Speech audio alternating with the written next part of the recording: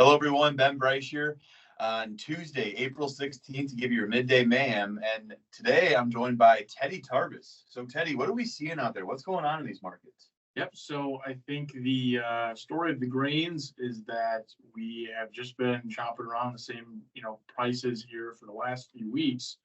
And specifically for corn, it's sitting at some pretty good support right now. So we'll see if we can continue to grind higher. But it seems like the same story is we're seeing a lot of cash selling. So as we continue forward into the spring, I think farmers are going to be getting a lot busier with planting. So we'll see if the cash selling eases back a little bit. But that's the main story for right now. Yeah, I mean, it seems like right now the headlines that we have in corn, or really the grains in general, have been the same. And the market is kind of showing that with the sideways move that we've been looking at. You are kind of sitting in an area where you got some, support on the bottom and corn finds its way down there. But I mean, today it was down there for about half an hour, sitting on the low, bouncing off of it. It just couldn't break through it. So now you're kind of asking yourself, where's this market headed?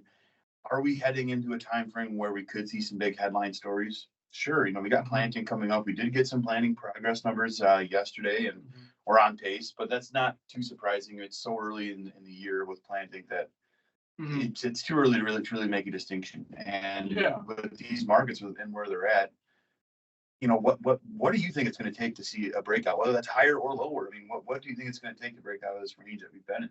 I think it's going to be tough. I think at least for the beans right now, there is some good news with the exports that we've seen four in the last week. So we'll see on this upcoming export sales report what that kind of looks like. But I think as far as the story goes, I think we just have to keep focusing on U.S. news and weather, and then Brazilian and Argentine weather as well, and just pay attention there and see kind of what happens over the next few weeks. But also what's going on in the Middle East with Iran and just the war that is ongoing with Israel. I think that's putting some pressure on these markets, but not quite enough. So there's a bunch of different factors that are playing into this, and just from what I've heard from a few different people is it sounds like people are just trying to get rid of what they have because they're not optimistic here. So yeah, at least on the cash side of it. Right, exactly. And when you're looking at these markets, a big story that might come into play, we have the election at the end of the year. We have all this talk about the Fed maybe cutting rates, but here as time goes by, that seems less and less likely. And I personally just, I have a hard time seeing why they would do that right now. And when you have the election right around the corner, it kind of makes you think, well, what exactly is going to happen? And when you have so much fear, like we had all those missiles hit from Iran to Israel this past weekend, but nothing came of it. So you had all this movement on Friday, expecting a big story to come out, and it really was nothing. And when you're looking at that, if you're a fund holder, the funds are pretty short grains and long cattle.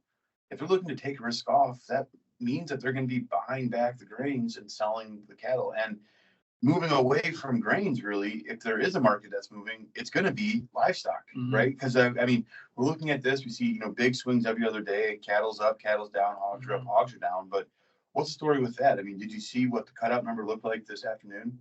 Yeah, as far as hogs go, that we did get a lower number there, and then as far as boxed beef, it's kind of bouncing around. We get a good report in the morning and a bad report in the afternoon, and vice versa. So we're getting a lot of mixed numbers there. So I'm not too friendly with the cattle, but I think it's just something to watch closely here as we're expecting this rally per se in the grains for the spring. Right, exactly. So we got to see some big headlines come out. We really need to see something to spice up these markets, as we've been saying for about a month and a half now, because we just haven't seen any movement. So if you guys have any questions or you want to talk to someone, give us a call.